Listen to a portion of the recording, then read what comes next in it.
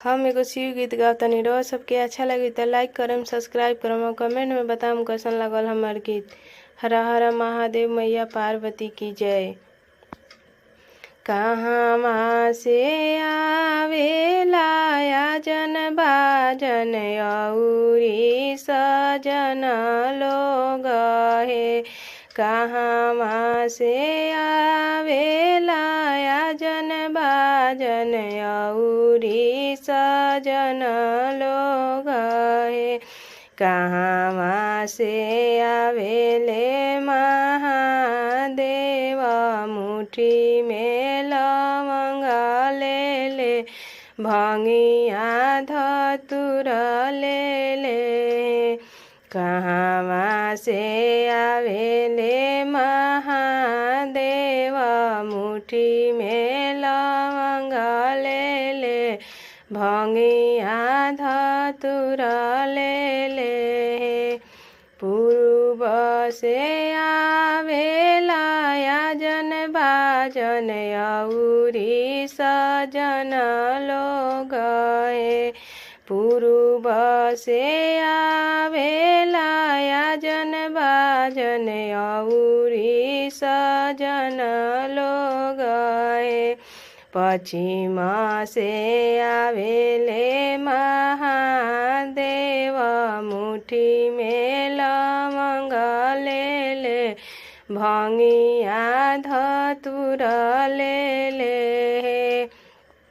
पश्चिम से आवेले महादेव मुट्ठी में लवंग ले ले, भंगिया धतुर ले ले।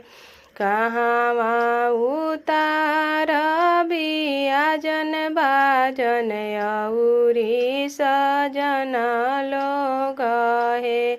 कहाँ उतार बियाजन बाजन औरी सजन लोग हे।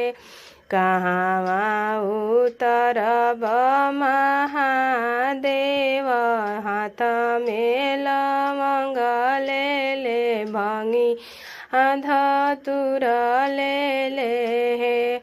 कहाँ उतरब महादेव मुट्ठी में लवंग ले ले, भंगिया धतुर ले ले। दुआरा उतार बियाजन बाजन औरी सजन लोग हे। दुआरा उतार बियाजन बाजन औरी सजन लोग हे।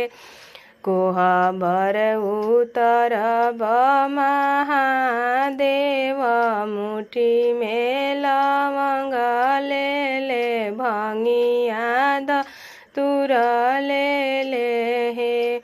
कोहबर उतरब महादेव मुट्ठी में लवंग ले ले, भंगिया धतुर ले ले। कहाँ से आवेला आजन बाजन औरी सजन लोग हे। कहाँ से आवेले महादेव मुट्ठी में लवंग ले ले, भंगिया धतुर ले ले। जय श्री शंकर, मैया पार्वती की जय। हमार गीत अच्छा लगी तो जरूर रउआ लोगन लाइक करम, लोग सब्सक्राइब करम और कमेंट में बताम कैसन लगल हमार गीत।